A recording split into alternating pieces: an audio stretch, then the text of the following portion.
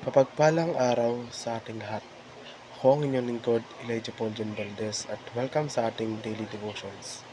Ang ating verse for the day ay nasa mga taga-Epeso, chapter 1, verse 22 to 23. Ang sinasabi dito ay pinapaalalim ng Diyos kay Kristo ang lahat ng bagay at ginawa niyang Pangulo ang lahat para sa ikabubuti ng Iglesia.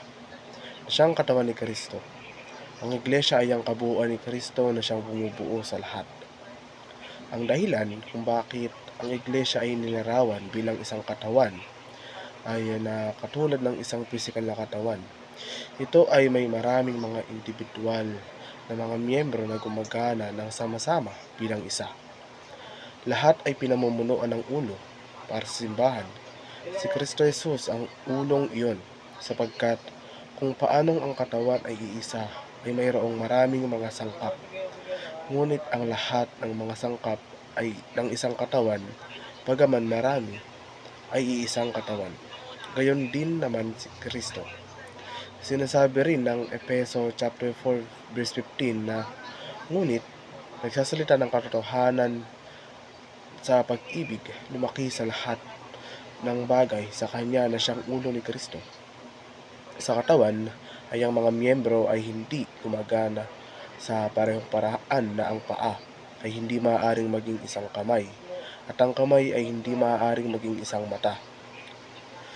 At siya rin ang nagbigay ng ilan upang maging apostol, ang iba'y propeta, ang iba'y ebanghelista, ang iba'y pastor at mga guro upang ihanda ang mga banal na sa gawain ng ministeryo sa ikatitibay ng katawan ni Kristo. Habang tayo, ang katawan ay nagtutulungan sa ministeryo ni Kristo, dapat natin gawin ito ng may pagpapakumbaba. Ang puso ay maaaring tila ang isa sa pinakamahalaga, ngunit paano ang dugo ay lampasan ang puso nang walang mga ugat na nagdadala nito sa kabila?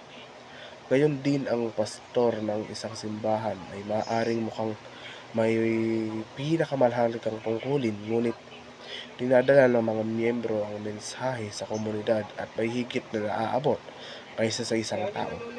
Kaya kapag ang isa ay pinarangalan, dapat tayong lahat ay maganap at hindi maiinggit o maiinggitin sa ibang posisyon.